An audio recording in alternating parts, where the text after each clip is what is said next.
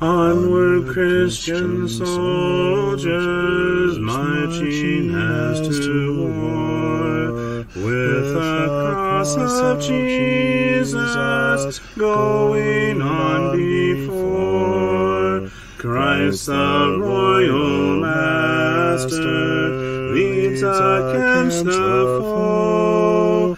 Forward into battle, see his banners go. Onward, Christian soldiers, marching as to war, with the cross of Jesus going on before. Oh, for a faith that will not shrink, though pressed by every foe, that will not tremble on the brink of any earthly woe, that will not murmur or complain beneath a chastening rod, but in the hour of grief or pain will lean upon its God. A faith that shines more bright and clear when tempests rage without, that when in danger knows no fear, in darkness feels no doubt.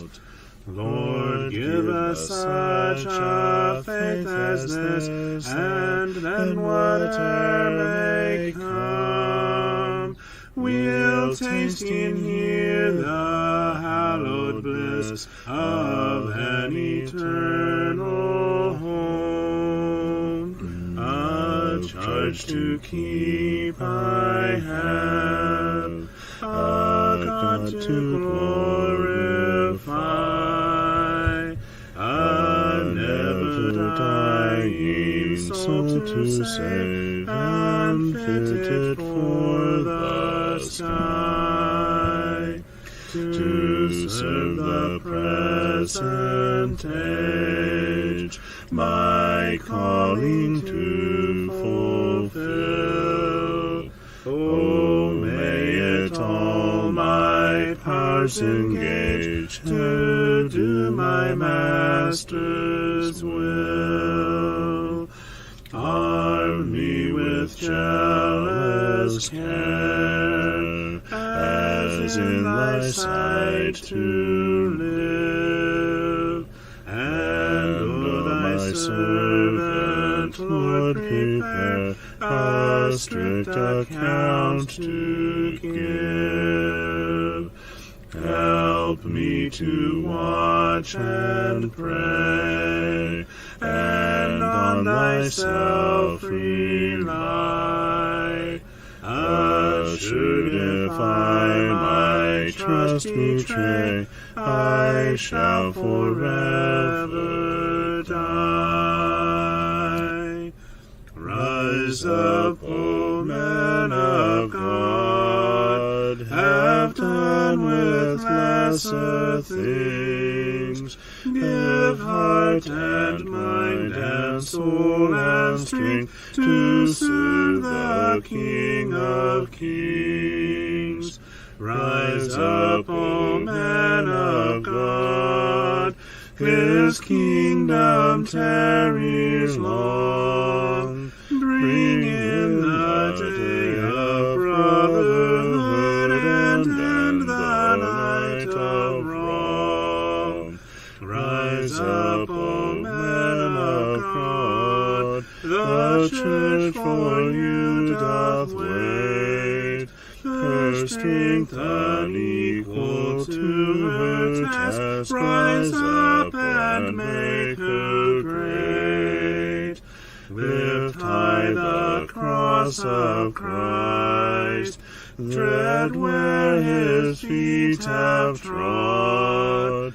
As brothers of the Son of Man, rise up, O men of God.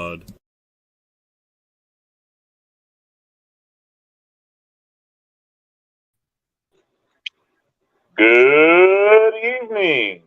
Let's edify. This day You forgot to come in on the first one with me.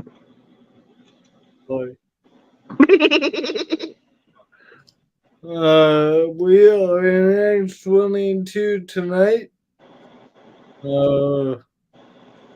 We got a whole two people. When me and Levi start talking, we end up being. You better watch out. We might solve the entire problems of the world and you'd never know it. That's right. So that's chapter 22. Hope you all are doing well. We will have Levi. We will. We will have Levi quickly catches up to speed, and we will get into chapter 22. A whole lot of stuff happened before Acts 22. All right, so first one. I love how you just perfectly took that and ran with it.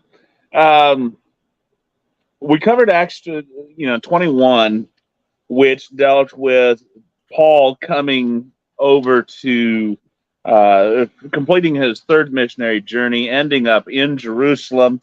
How he uh, heeded the advice of the elders of the church at Jerusalem and went into the temple with a bunch of men that were ending their days of purification. Now, remember, to Paul, the law of Moses meant nothing.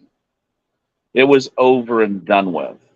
And yet he had, at a later day or at an earlier date in his writing to the Corinthians, I believe it was, stated, I have become all things to all men. To the Jews, I became as a Jew.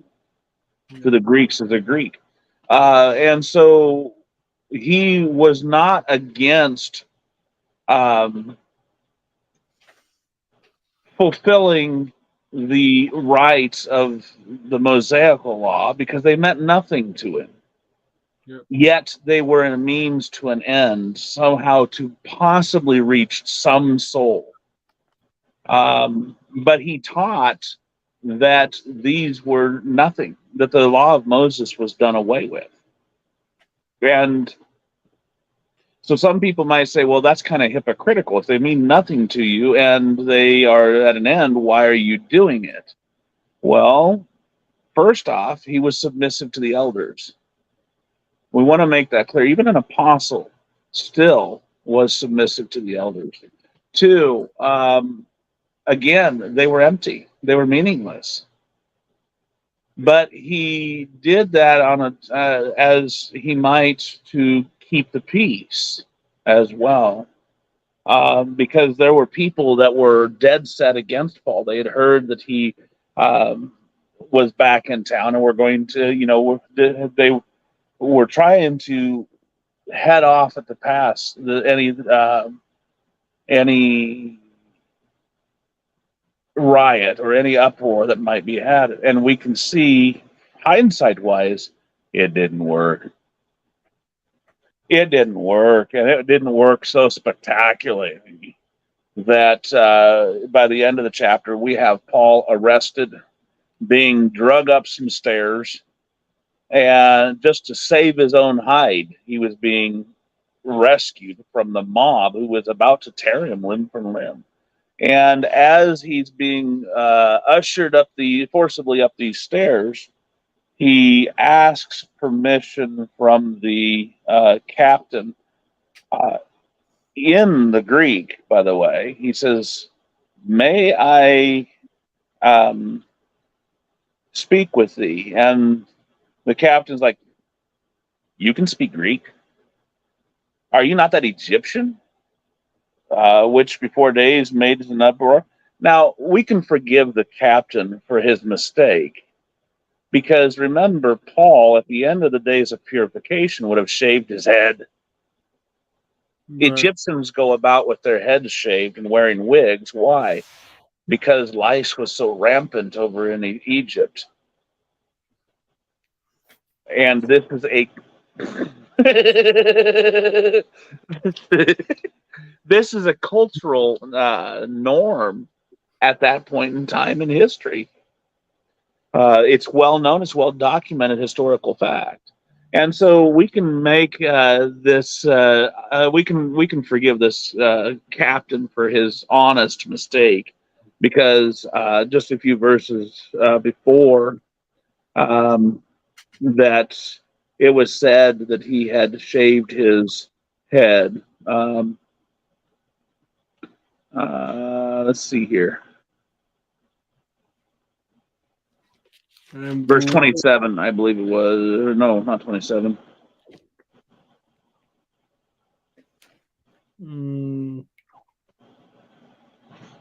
Well, I think it just says in verse 26, he took the man, purified himself along with them, and went into the temple, giving notice from the days of purification would be fulfilled, and they offer 24.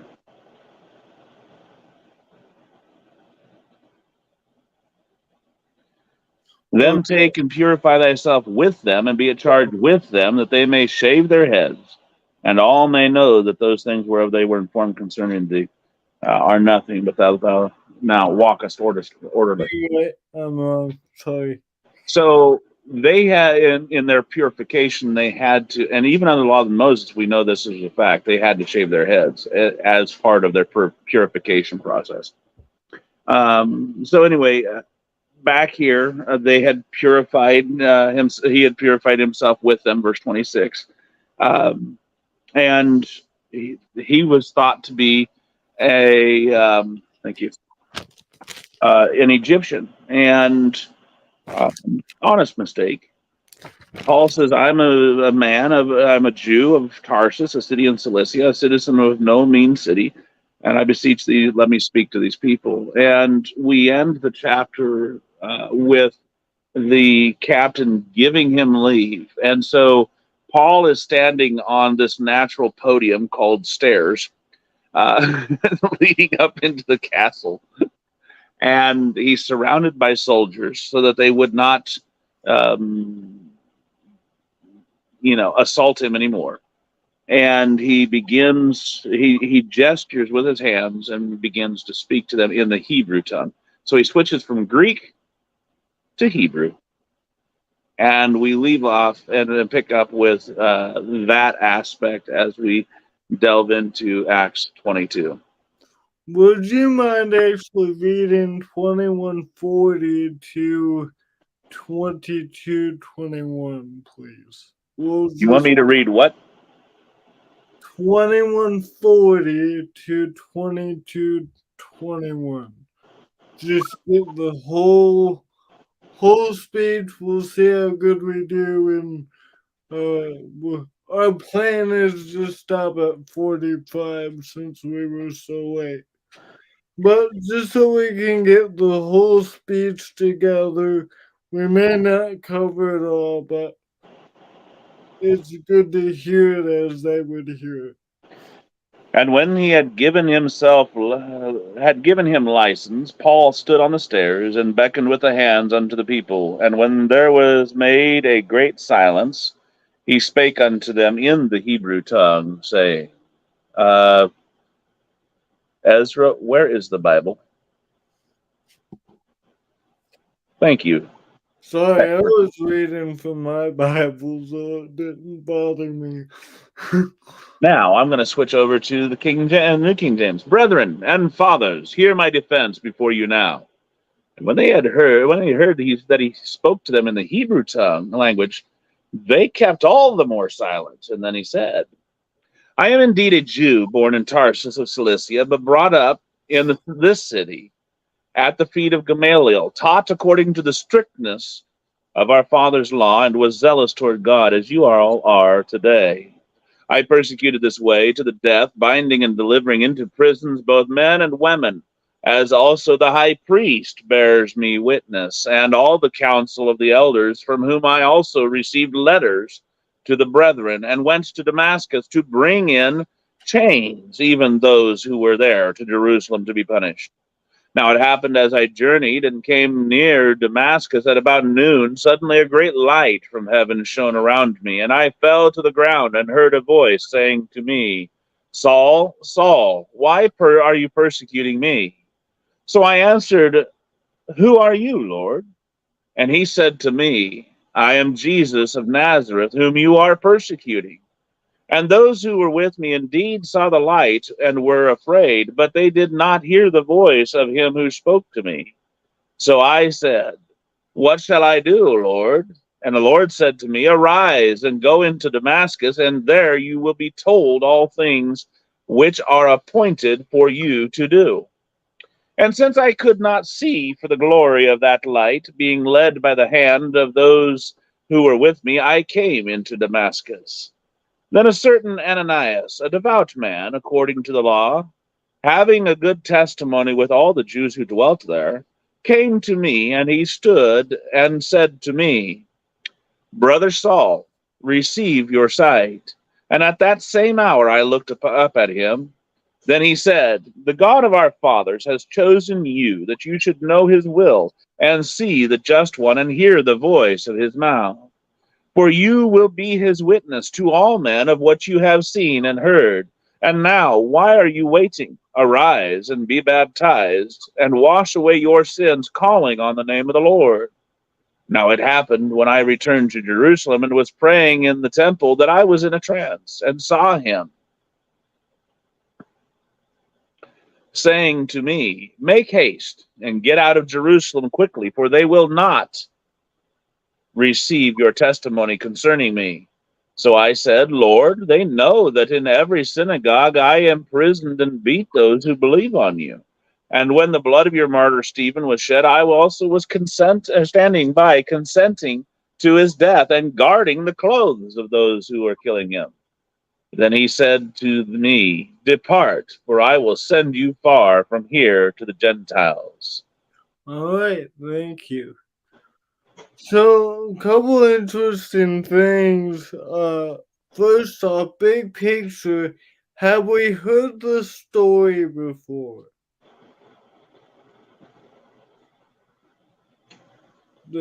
Have we heard this account in Acts before? Well, we've never heard him tell it. Right, we never heard him tell it, but we've heard the story in Acts chapter 9.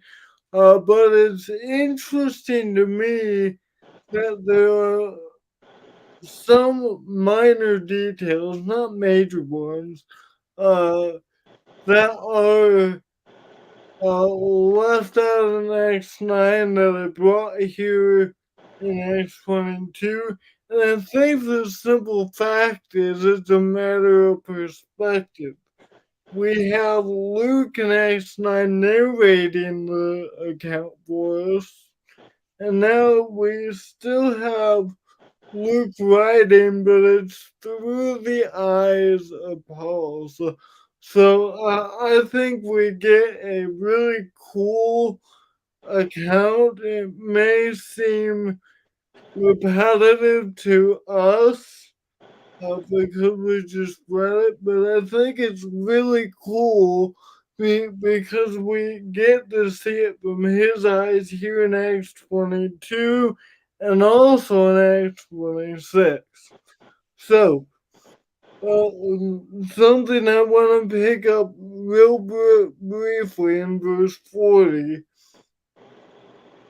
Uh, he stands on the top of the steps, got up, but his attention. 21 verse 40. Sorry, 2140. I should have made that more clear. Sorry. 2140. I want to grab this really quickly because it'll be important in verse 2. And Paul, standing on the steps, motioned with his hand to the people. Then there was a great hush, and he addressed them in the Hebrew language, saying 22:1, Brethren and fathers, hear the defense that I make now before you. Hear me, he says. And they were all quiet. They listened up. They listened. You know, why is the striking to the Jews? Because what Paul is doing is, yes, they understood, they understood Greek, they understood other languages, but Levi, if I know Spanish, and my first language is English, and I've been hearing Spanish uh, from foreigners, and then this guy who knows Spanish and English speaks to me in my first language. Does it tell you that this guy has something to say? Uh, yeah, since he's speaking to me in my primary language, uh, does it at least poke your ears? Well, I think an answer to your question is 21 verse 28. 21 verse 28. Okay.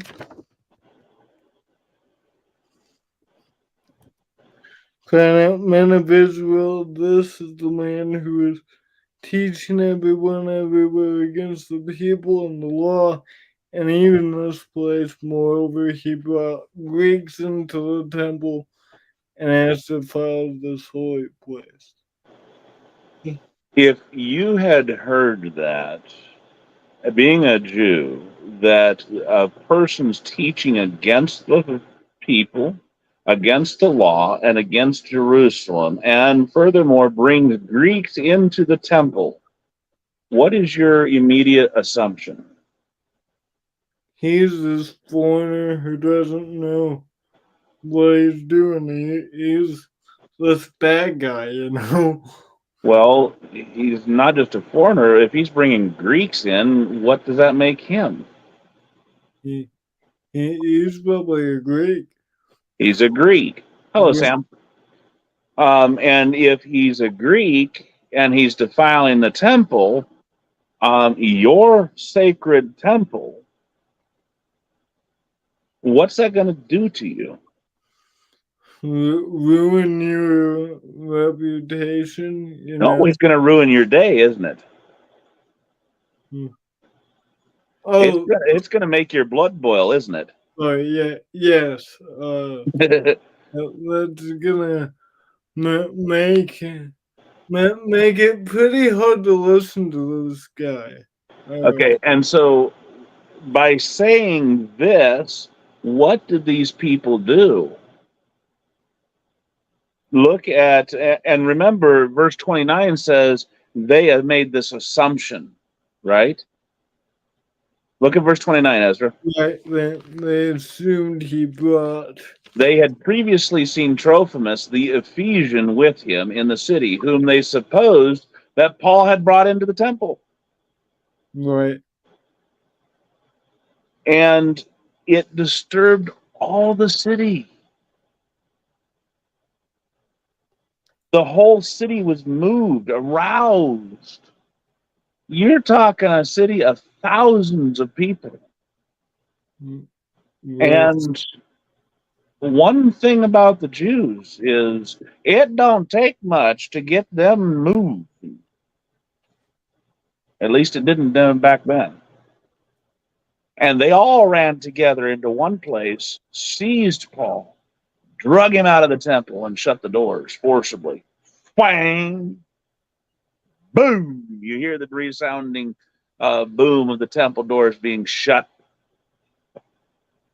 And so, verse 40, I like the King James in verse 40.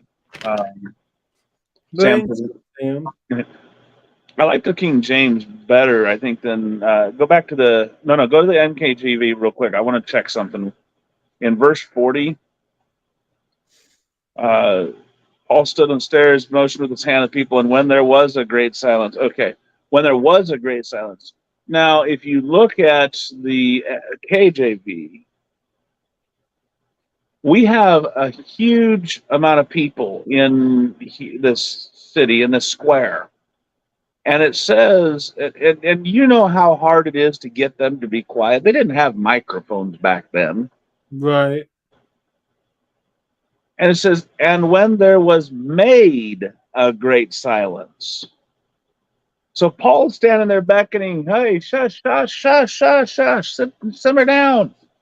And finally, a great silence was made. But you still hear mutterings. You can still understand that there's mutterings or Right. at the far reaches. And so what does that give us for verse 2?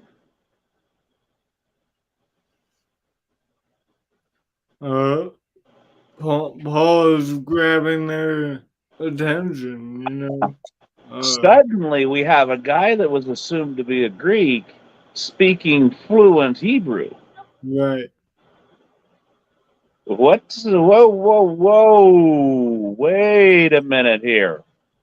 Someone told me wrong. I thought this was a Greek, Right. but he's Hebrew.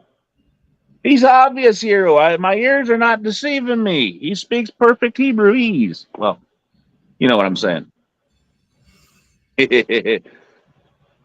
So the point is, what we're saying is that this would have been, he was supposed to be a Greek. He was, so there was a barrier already. Before he gave this speech, before he stood on those stairs, there's a barrier because he was supposed to bring a Greek into the temple. And I think this is a preemptive. I'm not who you think I am. I know your language. Listen to me. You know? Yeah, I think, like you said, the barrier was in place. And I like the way you put that because when they rushed to him and drug him out of the temple, they were not inclined at all to listen to him as he's trying to say, "Hey, wait! I'm a Hebrew." They're not listening to him.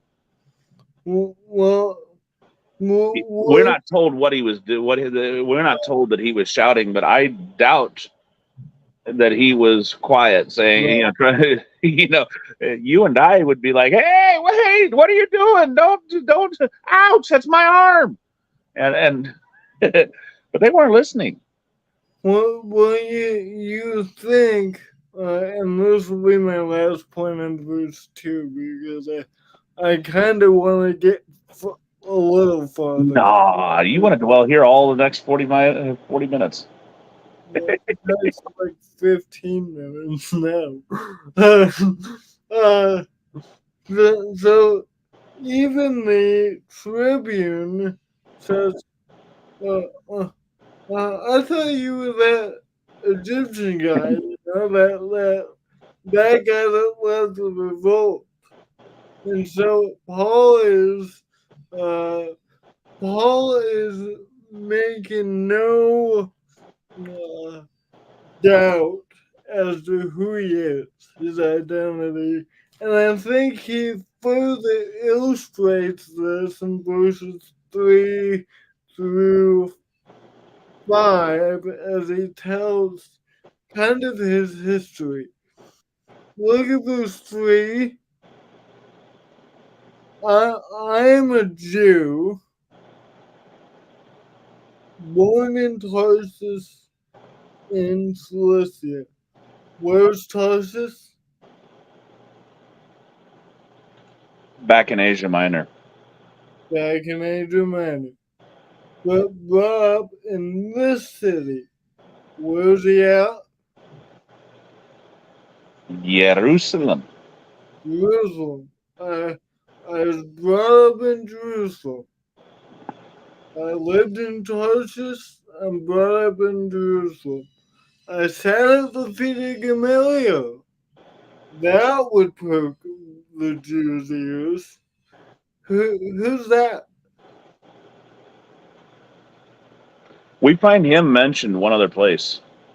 Right in Acts chapter 5, right? Part of the Jerusalem Council, uh, I believe. Not, Acts chapter 5, verse not 34. the Jerusalem Council, but the Sanhedrin. Or, He was a doctor of the law. Acts 5:34. right, Had in reputation among all the people and commanded to be put the apostles forth a little space, and he says to them, ye men of Israel, take heed to yourselves right, what you intend to do as touching these men. For before these days rose up Theodius, boasting himself, and he gives godly advice to the Pharisees. yeah, Whether or not he was a Christian, we're never told. right, But one thing we see about Gamaliel is he was aged enough that they listened, of good reputation enough that he was listened to. And right, he warned them. He says, take heed, because you may be fighting against God. right, And right, if you're fighting against God, you are not going to prevail. If you aren't fighting against God, they are not going to prevail. So just cool your jets right. and let's see what happens. So, what does Paul have going for him? He knows Jerusalem. He's been brought up in the city. He has been trained under Gamaliel. Uh, Gamaliel, Gamaliel, Gamaliel. Gamaliel. I did it again. Gamaliel. Yeah. No. Ga- Gamaliel. Gamaliel. Acts 22, please, Ezra, verse So, 3. sorry. So he's got And uh KJV. he's had his deed according to the strict manner of the law, for fathers being zealous for God as all you are this day. At this point, if the Jews were not listening after uh, they became even more quiet, they're listening to this. What's Paul doing? Let me just finish to verse 5. I persecuted this way to the death, binding and delivering to prison both men and women. As the high priest and the whole council of elders can bear witness, can, can bear me witness. You can ask these guys. We're in Jerusalem. You can ask these guys. Of course, some of them would be dead by now, but people knew about Paul. Okay. From them I received letters to the brothers. I journeyed to Damascus to take those also who were who were there and bring them in bonds to Jerusalem to be punished. So I beat Christians. I beat those of the way. We were at No, verse 5, Ezra. sorry, I'm not very good at doing that. I've been kind Well, of you actually told him verse 5. I don't know why he ran on down to 7. okay. So, so why is verses 3 through 5 in here? Why doesn't he just say, when they heard that he was addressing them in the Hebrew language, they became even more quiet, and he said, as I was on my way and drew near to Damascus, about noon, a great light from heaven suddenly shone around me. Why doesn't he start at verse 6? Well, do you have any ideas? Let me. I do. What Paul is doing is he is creating common ground. He is showing them, look, I am your Jewish brother. He called them brothers and fathers. Some of you, verse 1, some of you were my mentors. I was, if anybody knows how you guys work, and if anybody knows what you're thinking right now, it's me. I persecuted the way. I bound both men and women to prison, and I journeyed toward Damascus. Uh, I was, I was where y'all were at. What he's doing is saying, I was where you were. Uh, building. See, it's really important when we preach the gospel, and this will be my last point, and I'll let you go. You probably have some good insights on this too. It's really important when we start telling our conversion account or preaching the gospel in general that we find common ground. We don't start with the atheist way up here with the plan of salvation. What's the atheist gonna say? Is there a Jesus? Is there a God? We don't start there. This is part of what Paul says in 1 Corinthians 9:22, which Levi touched on earlier. He's becoming all things to all men. We need to start from a base level where if we want to be effective preachers and teachers, we need to start where people are at. And that's what Paul is doing. He's making a connection to his audience. That's probably not the only application of this passage, but that's one I saw. What did you see, brother?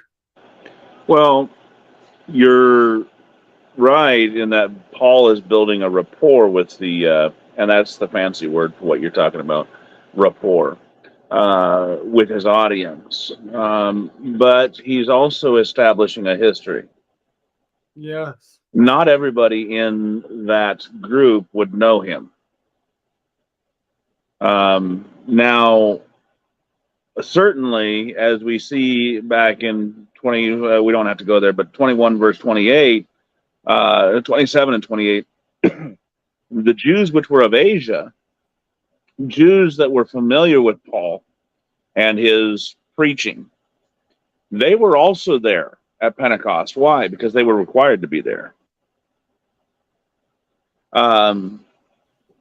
Now, they saw him, they were familiar with him, and they are the ones that instigated this riot. And so here's the weird or interesting thing is that these Jews see Paul and they see him in company with Trophimus, an Ephesian, a Greek. And they have seen him all throughout Asia, especially on this last journey, in company with Greeks as he went along his journey. And they make that assumption. Well, they began this uproar, and so what's the rioters believing? Here's the guy. This is a Greek. Then they suddenly hear this guy speaking in Hebrew. Oh, whoa, whoa, whoa, whoa, wait. What is this Greek speaking in perfect fluent Hebrew for? So Paul says, let me hear my defense. You all came together to kill me. Let me give you a defense against those who accused me falsely. All right. So now we can jump down to verse 3. He says, I am indeed a Jew. I'm not a Greek. He says, secondly, I was born in Tarsus, not in Greece. Tarsus is in Cilicia, not in Greece. Now, interestingly enough, Tarsus is not a Greek city. Not even in Asia Minor, it's not a Greek city. Are there Greeks in Tarsus? Yes. But Paul is not a Greek. He's a Jew. And we know from later he's a Roman citizen. Actually, we know from Philippi he's a Roman citizen. He's a natural-born Roman citizen. Therefore, his father, a Jew, was a Roman citizen. And Paul is a natural-born Roman citizen. So he says, I was brought up, I was born in Tarsus, but I was raised here in Jerusalem. So remember, he's giving them a history, establishing his credentials. Right. It's not just about the rapport that he's building with the audience, but it literally is his defense. And so in order to build your defense, you have to begin by showing yourself credible. Good point. And so he starts off with his nationality. He starts off with his city of his birth, and then where he was raised. And who raised him? Gamaliel taught me according to the strictness of our father's law. Everybody in Jerusalem knew that Gamaliel was a Pharisee and was very strict. He was a very well-known. We saw that in Acts chapter 5. He was a well-known, well-reported. All the people, it said in Acts chapter 5, knew Gamaliel. And he says, I was zealous towards God. Now, here's the rapport. I was zealous towards God as you all are today. So he puts himself on equal footing with them. I was zealous, just like you are.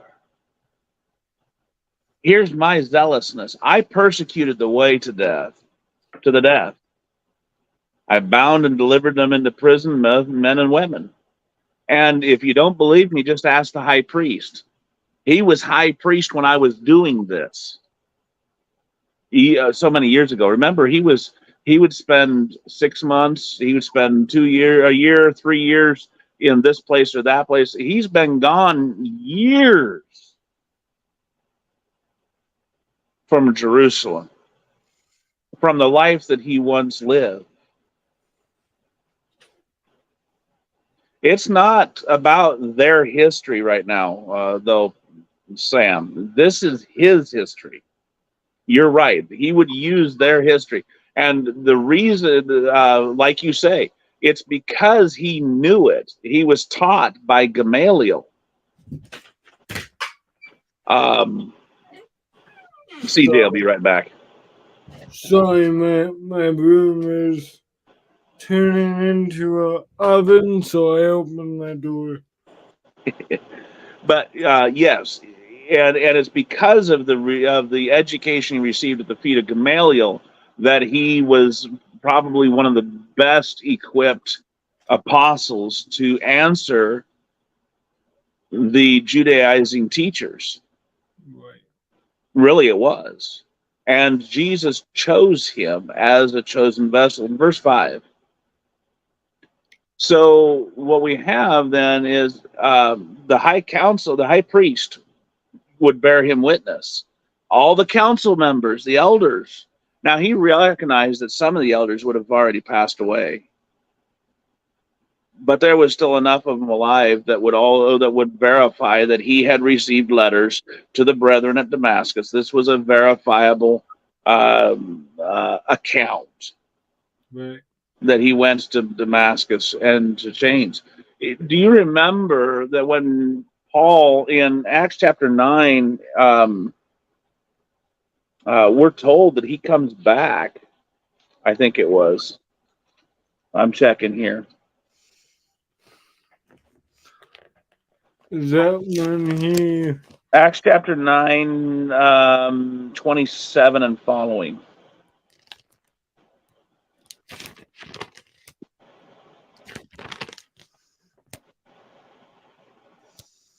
Actually, let's start in 26 and following. And when Saul had come to Jerusalem, he tried to join the disciples, but they were all afraid of him and did not believe that he was a disciple. But Barnabas took him and brought him to the apostles, and he declared to them how he had seen the Lord on the road, and that he had spoken to him, and how he had preached boldly at Damascus in the name of Jesus. So he was with them at Jerusalem, coming in and going out. And he spoke boldly in the name of the Lord Jesus and disputed against the Hellenists, that's the Greeks, but they attempted to kill him. And so when the brethren found out, they brought him down to Caesarea and sent him out to Tarsus. Now, just before that, when he was at Damascus, he confounded the Jews. And what was it? Oh, just before that, excuse me, after his conversion in verse 21 of the same chapter, all that heard him were amazed and said, "Is this not he who destroyed those who called on the name of Jesus in Jerusalem, and has come here for that purpose, so that he might bring them bound to the chief priest?" Everybody in Damascus knew why Paul was there. So it's important to look at that and say, okay, everybody knew this. This was wide, open knowledge that Saul had traveled to Damascus to bring these people back in chains. The chief priest knew it, the Sanhedrin or the council knew it, and everybody in Damascus knew it. Which means that there were many people, if not everybody, in Jerusalem who knew it. Which would explain why the people and the brethren in Jerusalem were so scared of having him come in to their midst when he came to Jerusalem just after escaping Damascus. So Saul is building rapport, but he's also establishing his credentials as he talks to them, as we clear verse 5. So, next week we're going to see him actually talk about his conversion account. He has built rapport and established his credentials, and now he can preach. And that's a good lesson for us. Sometimes we I'm not saying we have to always do this, but sometimes we just go right into the sermon without establishing any common ground and any credentials of why I'm doing this, and but that's what Paul does here. Some lessons don't require credentials. Right. Some lessons don't require much of a rapport to be built up. I mean, I can discuss certain things without having to say why, that I've been at this point, et cetera, because I can talk about how lasciviousness or licentiousness or carousing's wrong without ever having taken part in any of those. However, let's put it on a different level. If I'm out sitting down across the couch or the living room from you, I'm going to be more effective in my ministry or my teaching of you if I can show you that I have been in this uh, particular mindset or this particular situations that you have gone through and know how to relate. And when I build that rapport, is when I'm going to be able to reach you. People don't care how much you say you care until you show how much you care. That's right. And that means if you're not going to be able to reach them until you can show that you've been there. Um, and we get the idea that we can't, that we have a hard time empathizing with people. We have a great time sympathizing, but sympathy and empathy are two different things.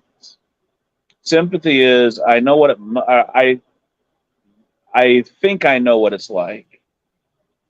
I've never been there, but I think I know what it's like. Empathy is I've been there and I know what it's like. Um, and so, as a Christian, I've had unique experiences that make me suited for for reaching out to people of like experiences. CJ has his own unique. Sam has his unique. Reba, and we could go on. Everyone has different skill sets, different situations that they've been through. Some of our situations overlap, but a lot of times they don't. Yet we are all one family. Yep. Just because my ear is attached to my body, my ear is not my finger, but it's still part of my body. Right. My ear has a different function. It has different experiences than what my finger does. And sometimes my finger goes in my ear, but la la la la, I'm not listening. Uh, but that doesn't mean that my finger is my ear or that Right. my ear understands what my finger is going through. And in the same token, just because we're a part of the same body doesn't mean that we all have the same experiences. Remember to be as understanding as possible in every way possible for each other. That way. Yes. You want me to go there, or you wanted to start first? Go ahead. It's a perfect lead-in. That way, whether we wake to serve God tomorrow, actually, that way we can edify one another. Really. And that's what we want to do. That way, whether we wake to serve God tomorrow here on this earth, or we wake tomorrow to serve Him up there, you know where we'll be, because we'll see you then. God bless. Thank you all for being here. And remember, tomorrow night we will have a study on His eternal plan. what are we studying? His eternal plan. Oh boy, does it make you boost your confidence that we were studying for a minute? Anyways, thank you all for being here, and remember, here at CEM, we want to do three things. We want to glorify God, edify the saints, and answer any spiritual questions you may have. Thank you all, and God bless.